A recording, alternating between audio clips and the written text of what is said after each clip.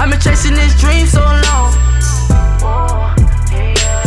Lord help me, I know that I gotta stay strong. Hey there guys, welcome back to another video of Dream Team Garage. Today's video I'm going to be showing you how to do a valve lash to your small block Chevy. If you don't have a small block Chevy, it can also be for a Pontiac or a Ford motor. And this method that I'm going to be using, you can stop, come back to it an hour later, come back to it a couple months later, and you can still figure out where you're at and still get a proper valve lash. There's other ways out there that you can do a valve lashing where you, if you stop and you forget where you're at, you're kind of going to have to restart over. But this method, you don't have to. You can just stop where you're at, set your tools down, come back an hour later, come back a day later if you need to, and everything will still be the same way, the way you left it. And just following this method, it's very easy. I've done it multiple times. I've learned it from my grandfather. I've also learned it from other people other than my grandfather. So yeah. Alrighty guys, this is how you valve lash your valves, obviously, for a small block Chevy.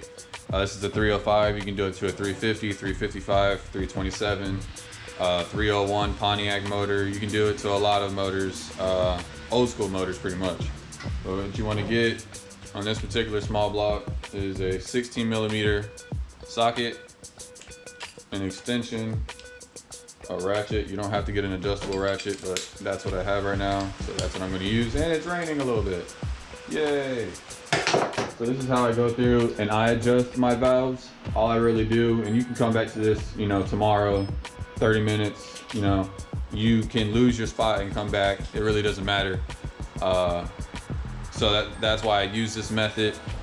And so pretty much what you do is you shake the rocker, and if it moves, which those two didn't, that one did. I don't know if you can see that, but that has some play in it.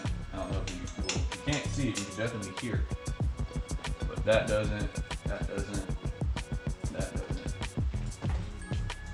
And this one does, actually. Yeah. So the intake and exhaust, one intake and one exhaust rocker will do. So what you want to do is take your ratchet, set it on there. Don't push down, just ever so slightly twist it or tighten it, and then, you know, try to see how it still got some slack to it.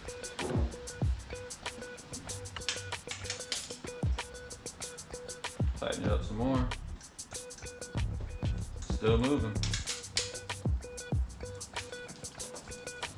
There we go. Now come over here and do this exhaust one.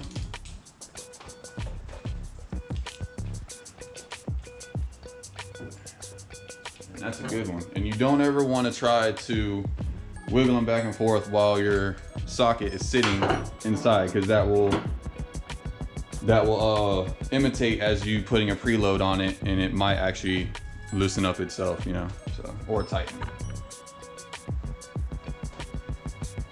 Now I gotta go over and do the other side, and then we're gonna bump the motor over. You can take a ratchet and put it on the harmonic balancer and rotate the motor that way, which you're supposed to rotate the motor over in cycles 4 to 5 revolutions each time you do this to each side. But all I'm gonna do, since I have it hooked up to the battery, I can jump the motor and rotate it like that.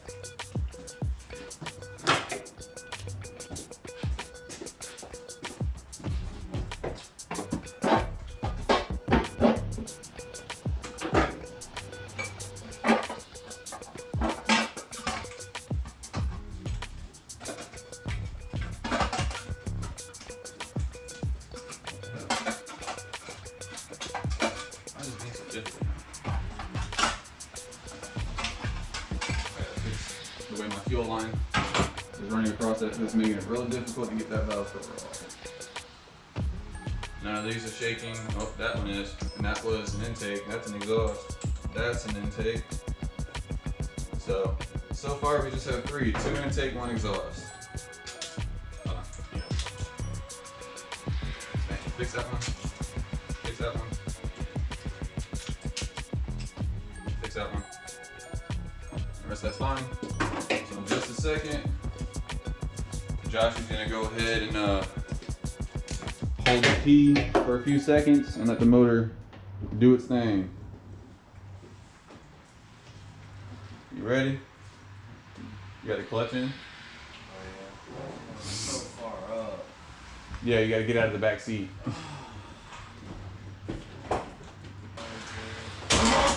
Keep going. Keep going. There you go. Key off. See how this one came loose? That one's tight, tight, tight.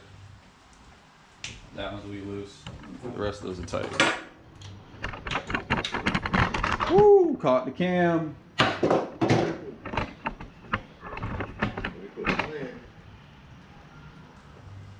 Alright. I don't need to drop you guys. You guys weren't cheap.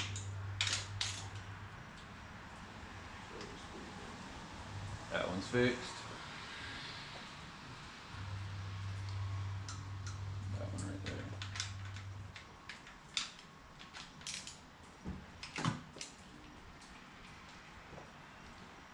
Alright, we're Gucci with that one. Come over to the other side, do the same thing.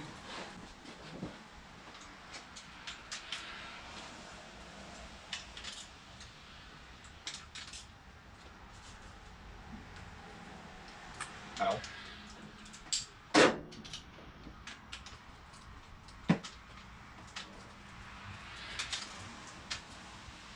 Alright. Go ahead, Josh, bump it again. Or run it again. There. What the hell did you do?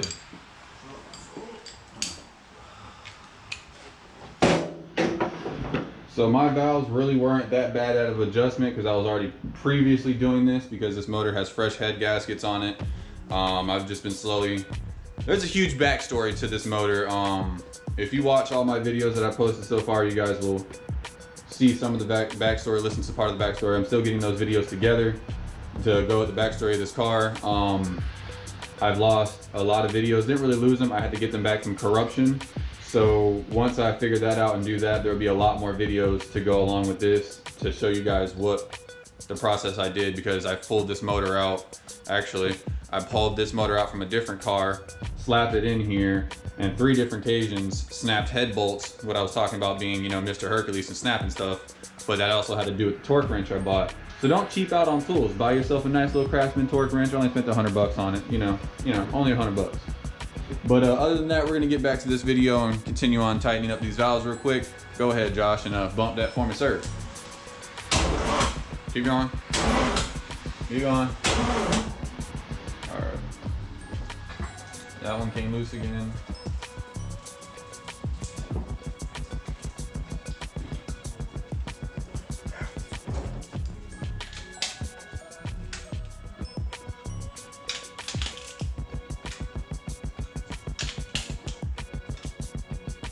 And this is the way I do it without using a filler gauge. Most people use a filler gauge. You're really supposed to use a filler gauge.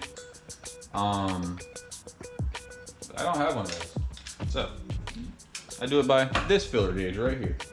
These fingers. And all I'm doing is just tightening down that rocker, which is putting load on the push rod, which is pushing down on that lifter, and that lifter is on that cam. So what's doing is actually pushing more up against that cam to it has no more play in it. So you have perfect valve lash in between the cams. So when that cam is riding up against that lobe, it's gonna open up and close when it's supposed to. And as you see, I have a gas leak coming from somewhere over here. And also, I have a valve cover oil leak because those valve covers are ridiculously old. Well, not old, they've just been used and crunched down multiple times. Ow.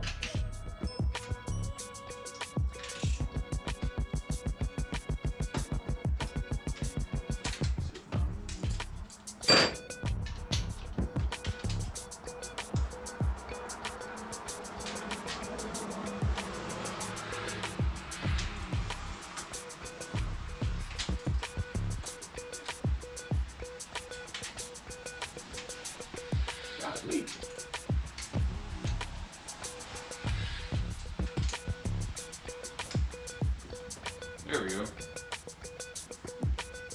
Sir Anthony Newton. Can you please bump it for me? Now, you want to do this 3 or 4 times, you know, on each side, till you feel like you don't need to no more. I've done it to where I felt like I don't need to no more, and when I run the car and it warms up, the rockers come back loose, so I need to figure out my proper preload with these fingers. So we'll figure that out. You know what I'm saying? I wouldn't say every time, but last couple times. Go ahead. Keep going. There you go.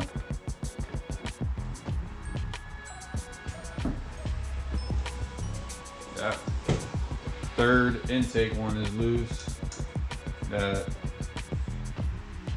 fourth intake one, or that wouldn't be fourth, it would be fifth. And seventh intake is loose. I lost no intake. This one.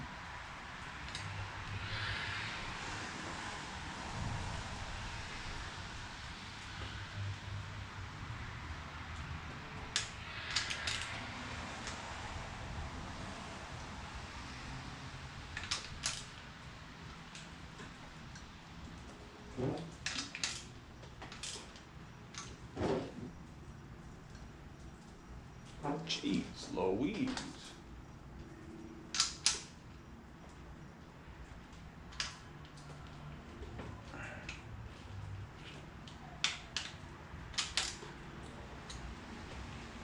All right.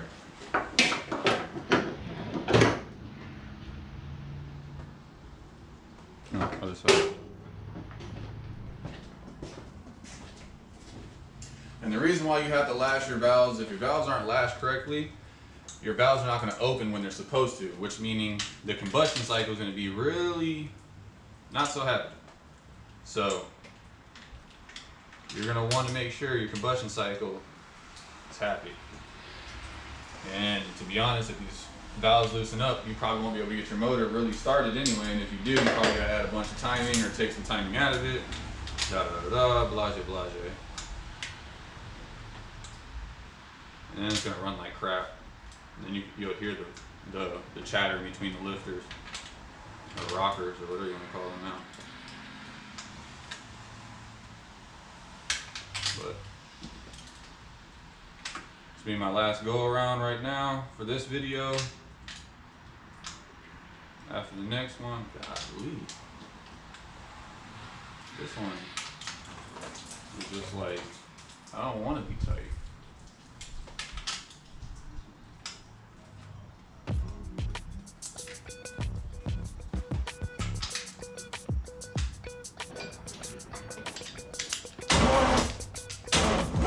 There you go.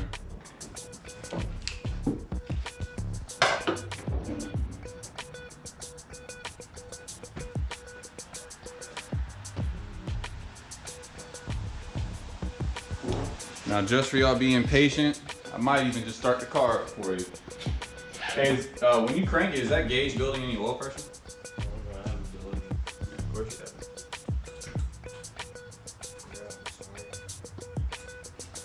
It's always it.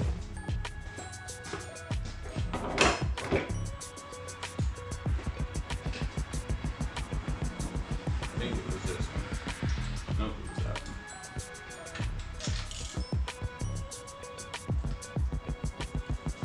All right, do it again.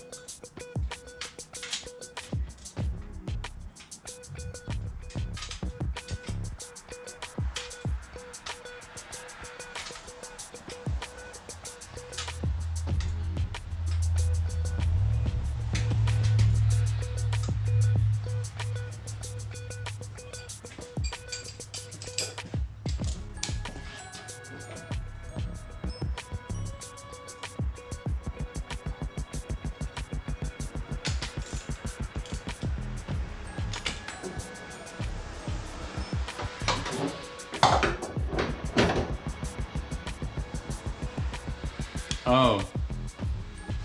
Scratch that. I can't start it. I don't have a, well, I have a distributor. I just don't have spark plug wires. They're at the house.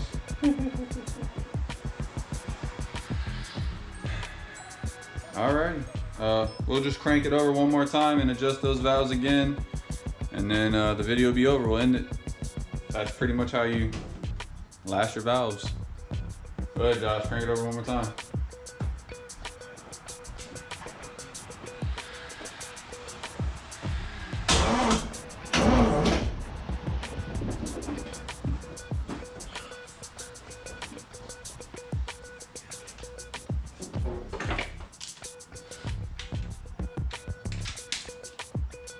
Can you start putting the motorcycle in?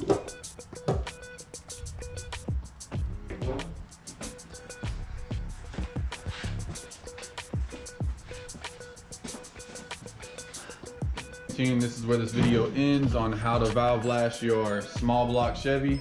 It's not too hard, it's relatively easy. You don't even need a filler gauge if you do it the way I just showed you. You can come back to it, you can set it down for 3 or 4 days, come back to it, and you can pick up where you're left off. All you have to do is just wiggle the rockers back and forth and just make sure they're not loose. If they are, tighten them just a little bit to where they're not wiggling. All of them, bump the motor over, and then just do it again. The process is so easy, you can come back to it in a year and they'll still be the same way. If you guys like this video, please like and subscribe. If you have not already, I would love for you guys to go ahead and do that and click the bell, little bell icon up there so you can get notification when I drop videos. My brother is gonna be in more videos of mine. I also got some how-tos on his truck I gotta deal with. He's also gonna learn how to work on his own stuff as well and get better at, you know, being his own mechanic. So other than that, Dream Team Garage, we're out. Have a blessed day. Deuces. You turd, Blossom, you turned off the light on me.